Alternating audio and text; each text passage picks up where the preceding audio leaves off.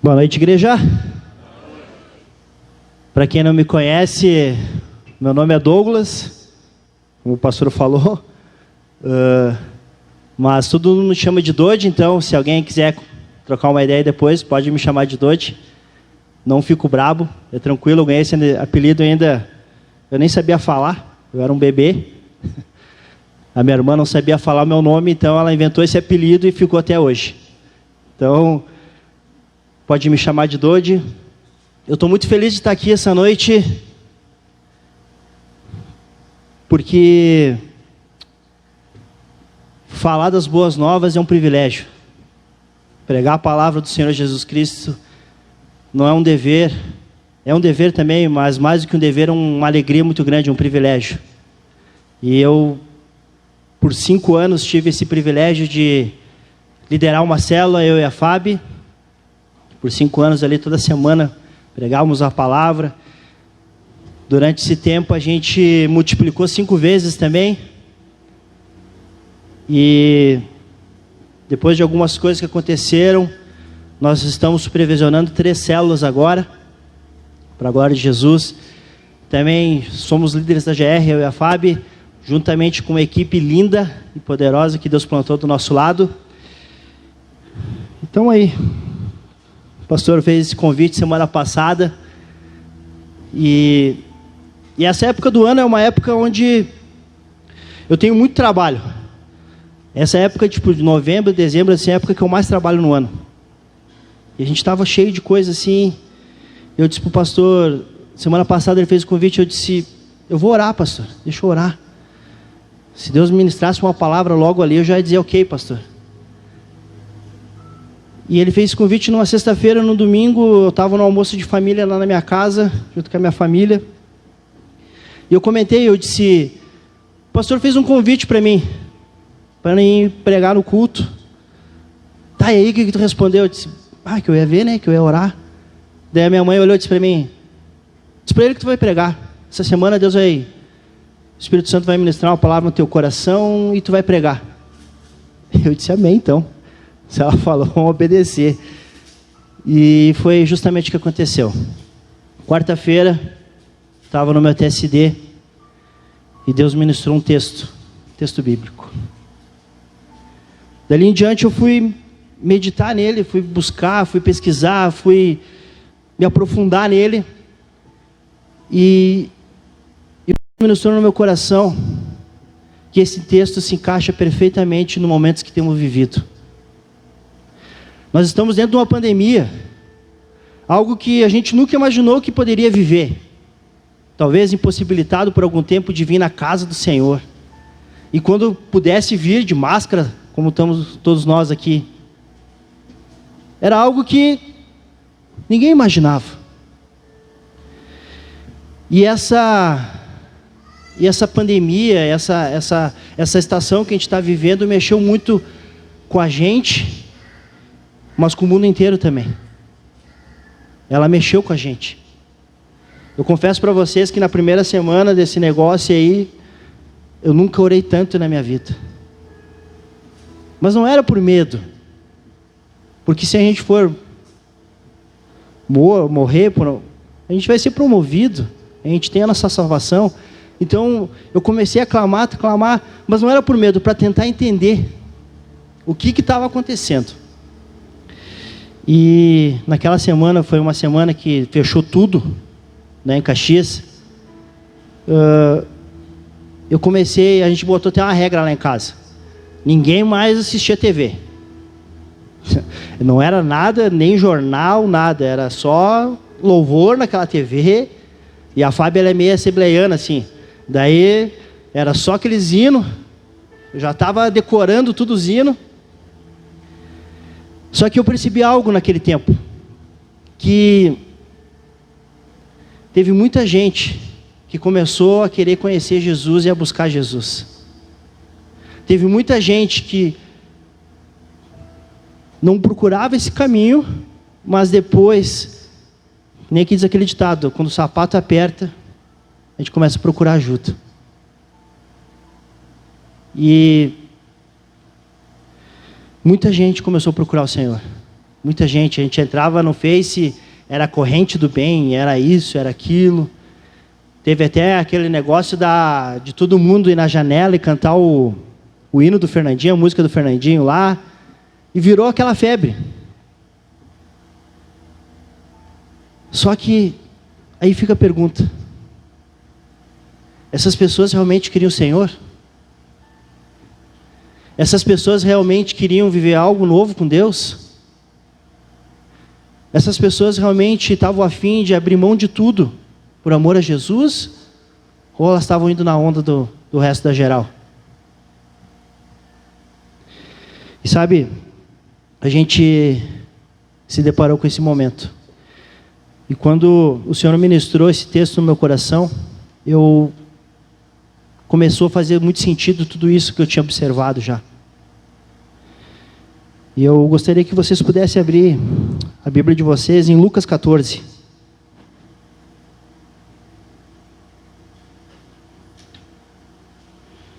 A partir do verso 25 a gente vai ler. Amém? Antes de nós ler, eu gostaria que vocês curvassem a cabeça, fechassem os olhos. Senhor,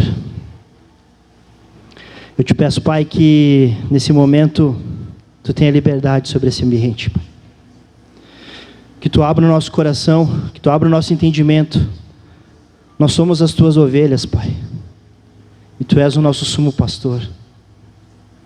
Fala conosco, Pai, através dessa mensagem. Que o nosso coração, Pai, seja como uma terra fértil, e a Tua palavra como uma semente, que ela venha cair no nosso coração, que ela venha crescer, que ela venha gerar frutos. Eu te peço, Espírito Santo, usa os meus lábios. Eu te peço, Espírito Santo, vem, porque sem Ti eu não posso fazer nada. Convence o nosso coração, Pai, daquilo que Tu queres nos falar, nos mostrar, nos ensinar nessa noite. Amém.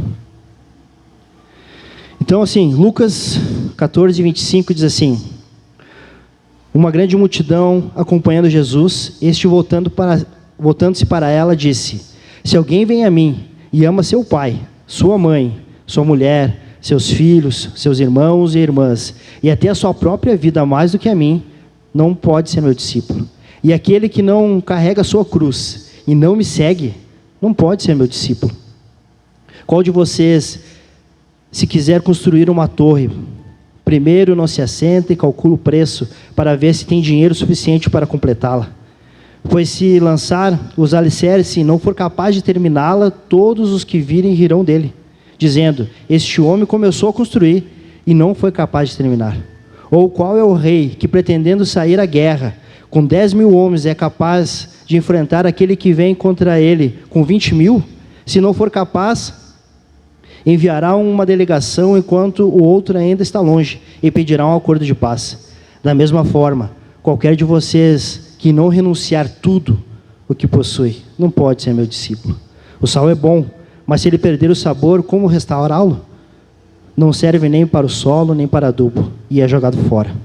Aquele que tem ouvidos para ouvir, ouça. Que palavra forte. Nós somos uma igreja que trabalha em formato de discipulado, e glória a Deus por isso. Eu glorifico a Deus por isso, porque a minha vida, o meu casamento, a minha casa foi restaurado, sim, através do Senhor, mas com a ferramenta do discipulado. Eu sou discípulo do pastor Rafa, o pastor Rafa é discípulo do pastor Cid, o pastor Cid do pastor Otávio. Eu tenho os meus discípulos e eles têm os deles. E isso é muito top, isso é muito bom. Mas antes de eu ser discípulo do Rafa, antes de tudo, a gente precisa ser discípulo de Jesus. A gente precisa ser discípulo do Senhor Jesus. E para nós entender esse texto, a gente precisa imaginar o que está acontecendo naquele exato momento. Jesus está caminhando e o texto diz que tem uma multidão atrás dele. Multidão é muita gente que talvez estava indo na onda do resto.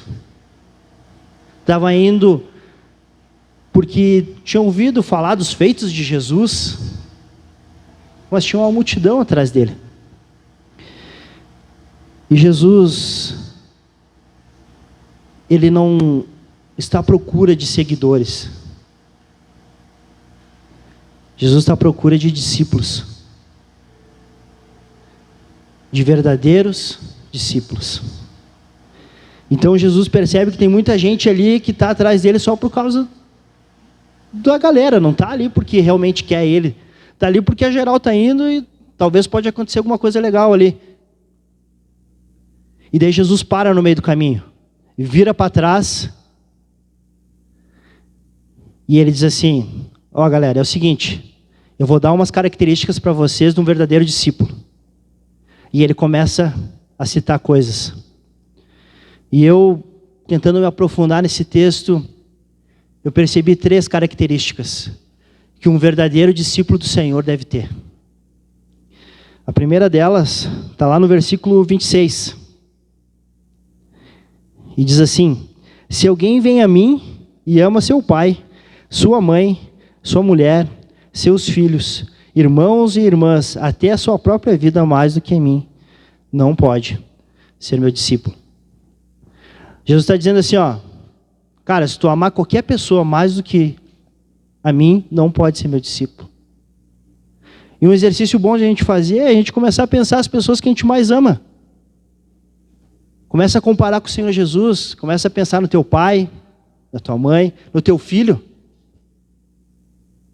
E compara o amor com Jesus. Teus irmãos, tua sogra. A sogra não precisa contar, né? Mas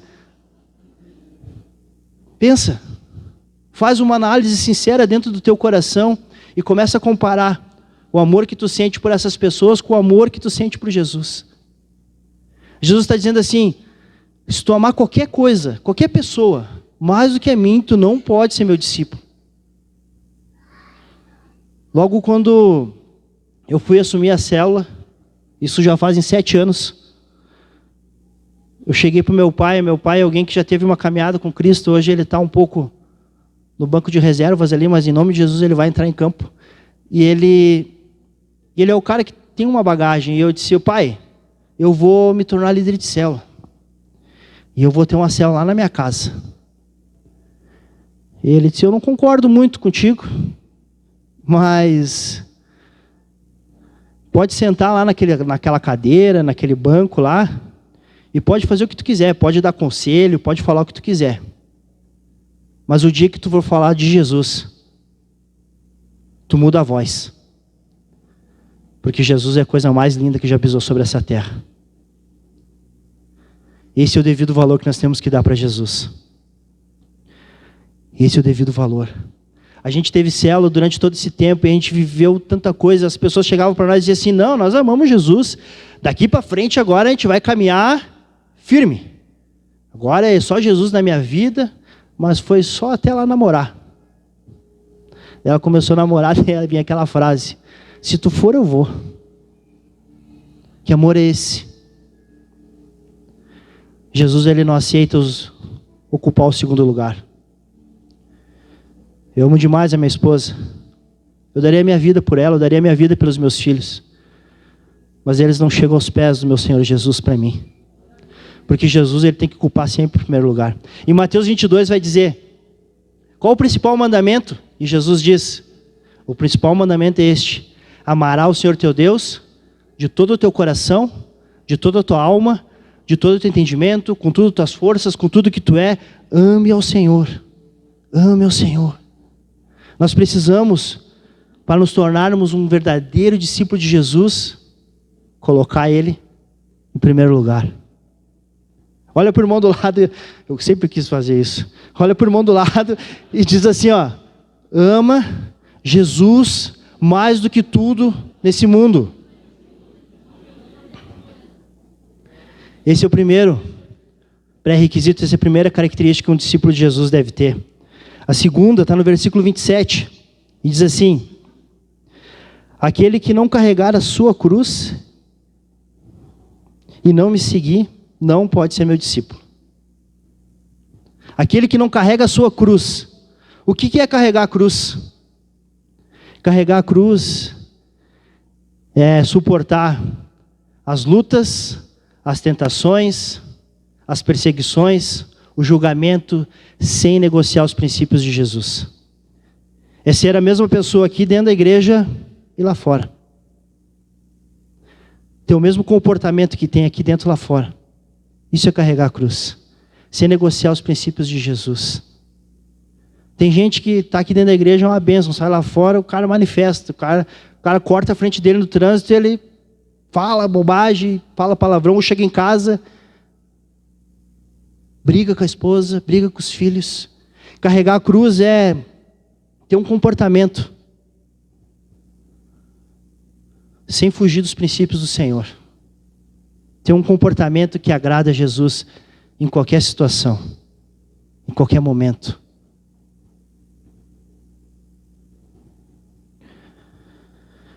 Um dia, chegou um casal, um tempo atrás, para mim e para a Fábio, e disse: a gente já namora um tempo, e a gente entendeu da parte de Deus que a gente deve se guardar. Então, até nós casar, nós não vamos ter relação. Até nós se casar, nós vamos nos guardar. E esse cara, então, permaneceu. E daí, um tempo atrás, eu cheguei para ele e disse: aí, como é que está aquela área lá? E ele disse assim: meu amigo, está complicado. Está difícil. Mas eu estou de pé, eu não caí. Quando vem a tentação, eu boto a mão na minha cabeça e eu digo: sai, Satanás, sai daqui. Mas ele não caiu, ele permaneceu. Vocês deram risada? Martinho Lutero fazia isso. Martinho Lutero era alguém que expulsava os próprios demônios. E não é porque ele estava sendo possuído, mas é porque ele sabia que estava havendo uma tentação. E a gente diz assim: não, o problema é que eu sou assim, eu não consigo, não sei. A palavra de Deus vai dizer que não existe tentação maior do que possamos suportar. Não existe. Qualquer coisa. Um dos frutos do Espírito é domínio próprio. Essas pessoas que dizem que não conseguem se controlar, não conseguem mudar, não conseguem ter uma conduta agradável aos princípios de Deus, elas precisam estudar um pouquinho sobre os mártires da fé. Pessoas que eram lançadas para ser mortas, comida por leões, por não negar a sua fé. Ou Estevão, que foi apedrejado por não negar a sua fé. A gente consegue. Nós precisamos pegar a nossa cruz e carregar ela. E Jesus diz: carrega a sua cruz, aquele que não carrega a sua cruz, e me segue. O que é seguir Jesus? É pregar as boas novas. Tem gente que conhece Jesus, que vem na igreja, vai na célula, mas não fala de Jesus para ninguém. Não evangeliza o pai, nem o tio, nem o primo, nem o colega de trabalho ou de faculdade. Para ser um discípulo de Jesus, tem que anunciar as boas novas. Na verdade, se a gente vir no culto e for na célula e não falar de Jesus para ninguém, a gente está se tornando uma pessoa egoísta.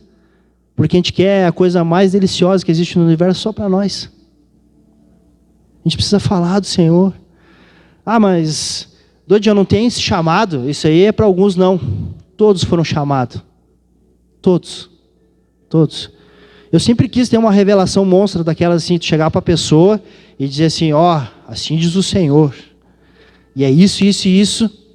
E a pessoa ser convertida na hora. Nunca aconteceu. Mas eu já evangelizei muitas e muitas pessoas. De que jeito? Contando o que Jesus fez na minha vida. Contando que eu sou feliz e sou completo com Ele agora. Sabe, eu gosto de me fortalecer em caras que foram além do limite na fé. E Billy Graham, cara. Ele sozinho evangelizou mais de 3 milhões de pessoas. Só ele. E a gente não consegue falar de Jesus para uma. Foi conselheiro de todos os presidentes da América enquanto ele esteve vivo. Falou de Jesus para todos esses presidentes. E a gente não consegue falar para o vizinho. O verdadeiro discípulo de Jesus, ele carrega a sua cruz e segue Jesus. Terceira característica que um verdadeiro discípulo deve ter, está no versículo 33. Da mesma forma, qualquer de vocês que não renunciar tudo quanto possui, não pode ser meu discípulo. Da mesma forma, aquele que não renunciar tudo quanto possui, não pode ser discípulo de Jesus. Algo que muitas vezes é uma luta para o ser humano em si. Renunciar é o nosso dinheiro. A gente não consegue. O cristão, ele vem, se entrega para Jesus, ama Jesus, mas não consegue abrir mão. Jesus pode mexer no teu dinheiro? Nessa época que nós assumimos a célula e a FAB, a gente viveu um momento muito delicado na nossa vida financeira e profissional, minha. A gente viveu um momento muito difícil e até que chegou uma hora que começou a faltar as coisas dentro de casa. E não porque eu ficava em casa dormindo, não, eu sempre trabalhei. Mas tinha algumas coisas que não estavam acontecendo e começou a faltar as coisas dentro de casa. O Gabi era um bebê de colo. Ele tomava uma lata de leite que custava R$70 e durava 3 a 4 dias. E eu vivendo aquela crise. Mas nós já tínhamos a nossa célula. E a nossa célula sempre teve muita gente, era 30, 35 pessoas, sempre fora os convidados. E era na sexta-feira, e eu cheguei na sexta-feira em casa feliz do trabalho, porque era dia de célula. E a Fábio olhou para mim e disse, acabou, não tem mais nada dentro de casa. Não tem mais nada para comer. Daí eu puxei a carteira e mostrei para ela, disse, hoje eu ganhei 50 pila. Amanhã eu vou no mercado, vou comprar comida. E a gente foi, recebeu as pessoas, fizemos a célula, levei a palavra, oramos pelas ofertas, oramos pelos Natanaéis, e quando eu fui fazer a última oração, eu estava fazendo a oração e o Senhor falou no meu coração assim, pega esses 50 pila que tu tem aí e dá para fulano. Eu disse, Deus, deixa eu te explicar. Não tem mais nada para comer em casa.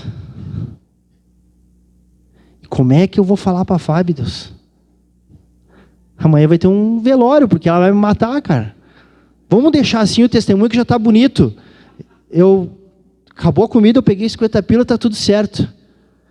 Tudo isso no momento que o Senhor, da oração, o Senhor falando comigo e eu dialogando com Deus, e Deus disse assim, apenas confie em mim, filho. Terminou a célula, eu chamei esse casal no meu quarto, puxei, disse, Deus ministrou que eu tinha que te dar esse valor. Ele, beleza, botou no bolso, provavelmente ele foi comer um X com a namorada dele. E quando acabou a célula, todo mundo foi embora, a Fábio disse assim, o que tu foi fazer no quarto? Eu disse, o Senhor ministrou que eu tinha que dar um negócio para um casal ali. Daí ela disse, o que Deus falou que era para te dar? Eu disse, aqueles 50 pila. Eu vou te matar, Douglas. Eu vou te matar. E daí ela foi dormir braba, e eu fiquei ali no sofá orando. Só que no outro dia, quando eu levantei, e eu abri a porta da minha casa, tinha um rancho na porta da minha casa. Mas não era qualquer rancho, não. Era do bom e do melhor. E essa pessoa que trouxe esse rancho para nós, ela disse assim, olha, eu acordei de madrugada e o Espírito Santo falava no meu coração que eu deveria fazer um rancho para vocês do melhor e trazer. Por que eu contei isso para vocês? Porque o Senhor, Ele não está preocupado com o teu dinheiro. Ele está preocupado com o teu coração. E Ele sabe que o dinheiro pode te tirar dos caminhos dEle.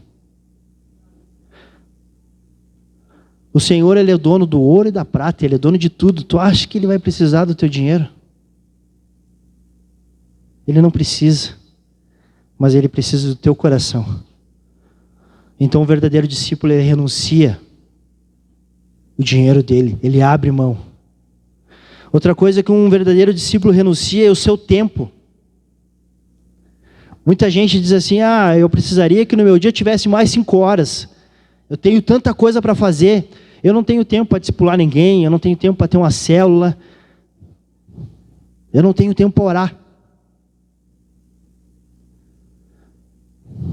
Mentira.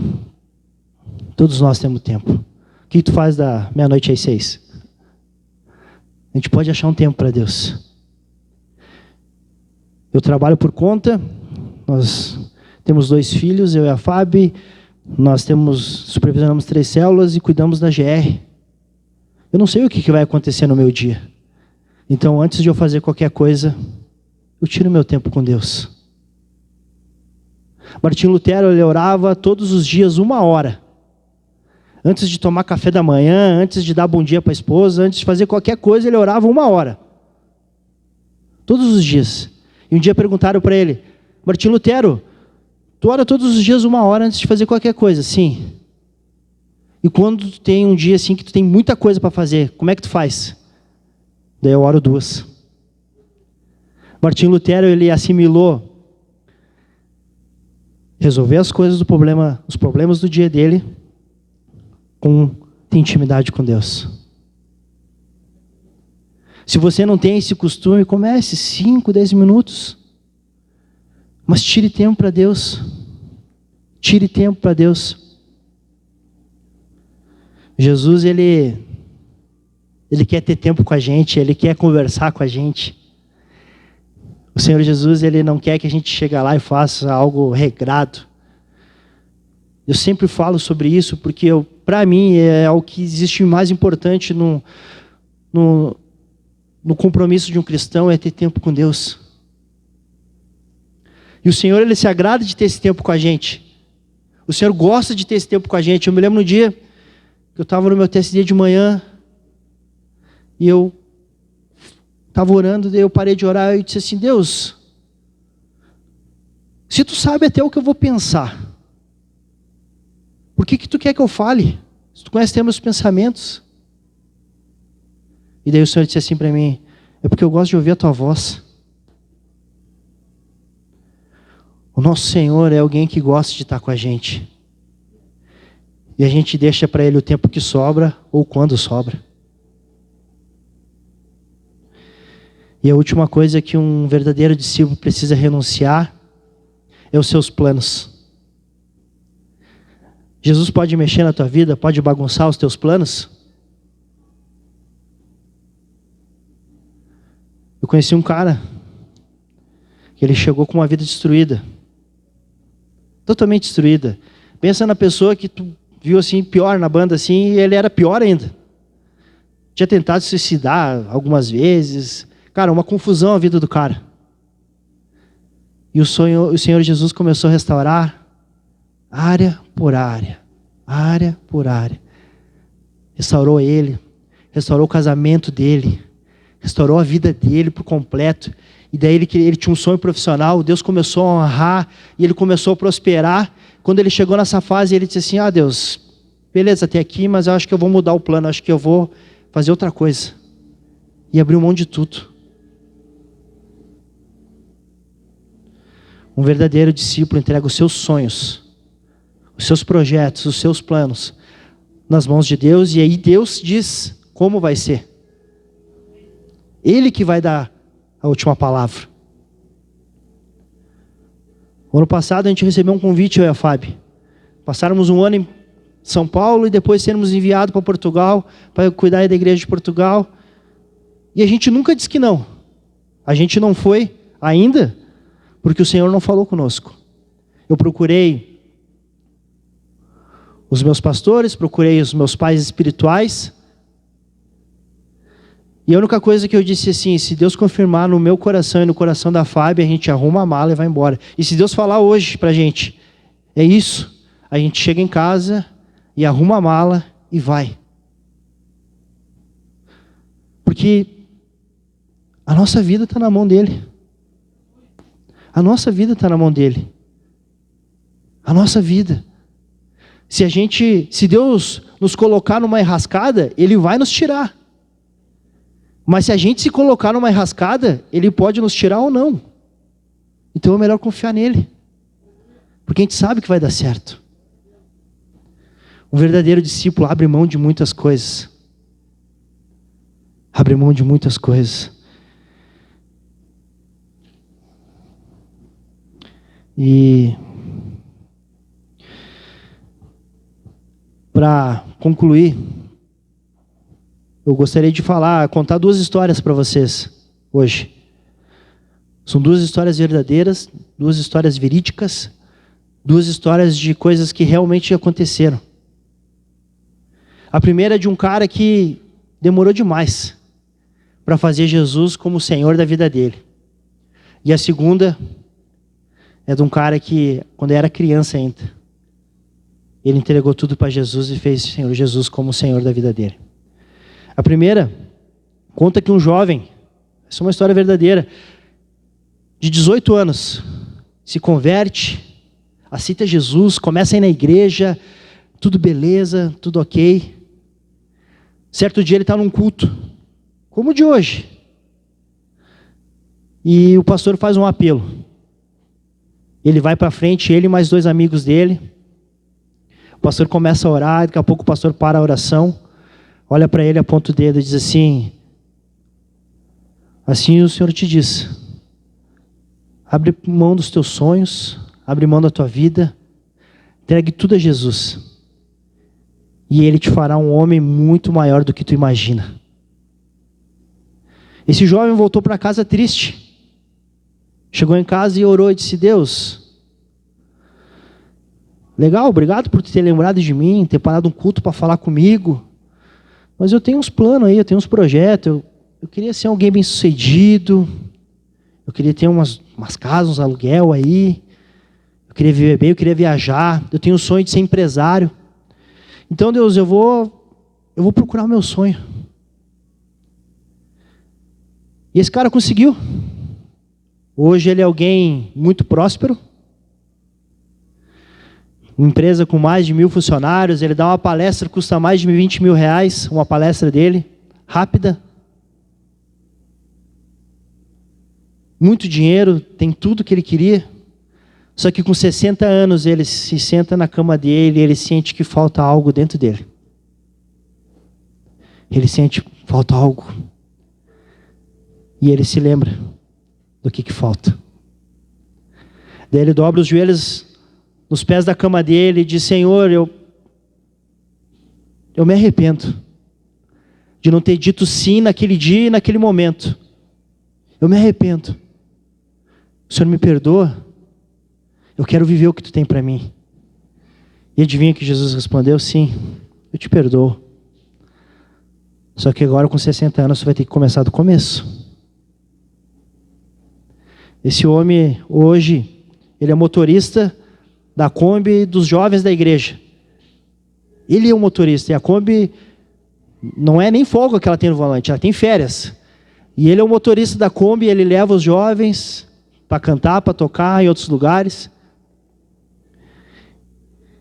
E esse homem foi visto num retiro, tinha levado os jovens para cantar lá, e ele estava lá no fundo, comendo uma comidinha, numa vianda. O pastor sai da frente, vai até lá, e pergunta o que houve. E ele chorando muito, dizia assim: eu demorei demais para fazer Jesus o meu Senhor, mas eu ainda vou conseguir. Eu ainda vou conseguir. A segunda história também é uma história verdadeira. Conta do menino. A professora pega os alunos da escola dela e leva para a Inglaterra para conhecer alguns pontos turísticos. Eles começam a passear nesse lugar. E daí eles vão indo de ponto em ponto. Daqui a pouco eles chegam numa casa. E a professora diz: essa é a casa de John Wesley. John Wesley foi um grande cristão. Foi alguém que fez a diferença na geração dele. E a professora diz: essa casa era de John Wesley. Olha só, John Wesley foi um grande homem. Olha só essas marcas no chão. Essas marcas no chão é onde Wesley orava. Ele orou tanto que chegou a afundar o chão, chegou a marcar. Olha só. E daí eles visitam a casa de John Wesley e vão para o próximo ponto turístico. Quando a professora chega no próximo ponto turístico, ela percebe que está faltando alguém. Ela começa a contar, vê que falta uma criança. Ela volta no último ponto turístico, que era a casa de Wesley. Chega e para na porta e encontra um menino de joelhos, no mesmo lugar onde Wesley orava.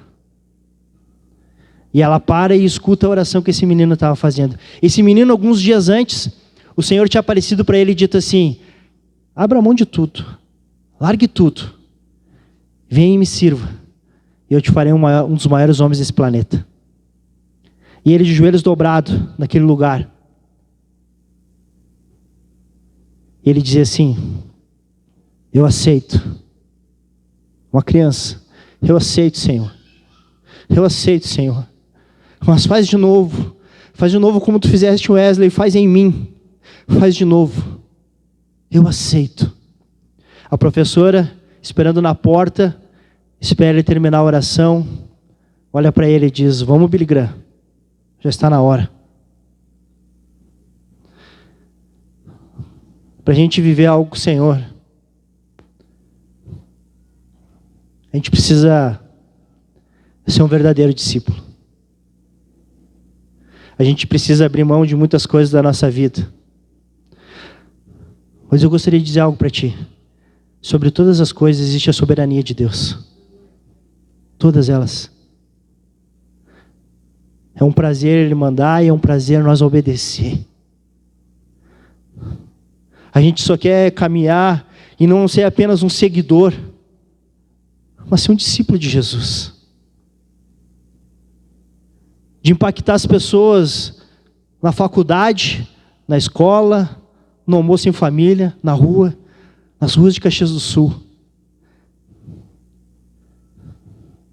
Essa é uma noite que a gente pode dizer assim para o Senhor: Senhor, faz de novo. Eu aceito. Mas para que isso aconteça, a gente precisa se tornar um verdadeiro discípulo do Senhor. A gente precisa renunciar à nossa vida. O verdadeiro discípulo coloca Jesus em primeiro lugar. O verdadeiro discípulo pega a sua cruz e segue Ele. E um verdadeiro discípulo renuncia tudo quanto possui.